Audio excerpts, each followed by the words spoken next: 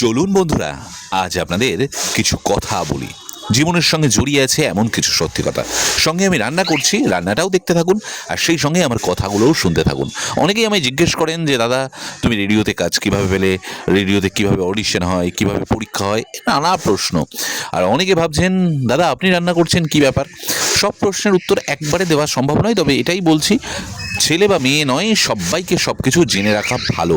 রান্না যদি ছেলে কোনো জানে, কোনো তাতে অসুবিধা নাই, বরং ভালো হয়।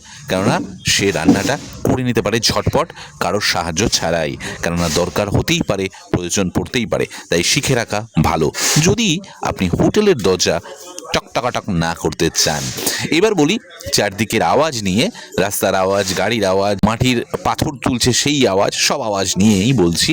রেডিওতে কিভাবে আমি পেলাম, ভয়েস আর্টিস্ট হলাম, আকাশবাণীতে আমি এখনও অ্যাজ এ ভয়েস আর্টিস্ট কাজ করছি।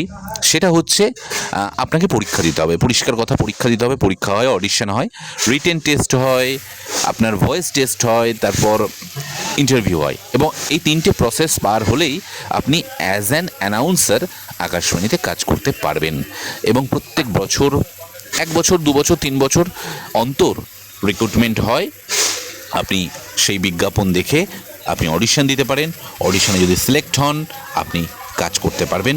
এবং পরীক্ষাটা যে হয়, সেই পরীক্ষাটা কিন্তু খুব সহজ নয়। যারা চর্চায় আছেন, যারা কবিতা বলেন, যারা স্টেপগুলো পার করতে পারলেই কিন্তু অ্যাজ অ্যান অ্যানাউন্সার আপনি কাজ করতেই পারেন। তাই আমাকে যারা জিজ্ঞেস করছিলেন, তাদের উত্তর হয়তো আপনারা পেয়ে গেছেন যে দাদা কীভাবে আকাশবাণী রেডিওতে অ্যাজ অ্যান অ্যানাউন্সার কাজ করার সুযোগ পাবো। দাদা, পরিষ্কার কথা, আপনাকে পরিশ্রম করতে হবে, তাহলেই পারবেন। শিক্ষাগত যোগ্যতা কতটা থাকতে হবে, কীরকম বয়স হতে হবে, বিজ্ঞপ্তি যখন বেরোয় গোটাটাই লেখা থাকে। সেটা জানলেই আপনি সবটা জেনে যাবেন, অডিশন কিভাবে আপনি দিতে পারবেন। তাই চেষ্টা করুন। আর একটা কথা, রেডিওকে ভালোবাসতে হবে, মনে প্রাণে বিশ্বাস করতে হবে, রেডিও শুনতে হবে।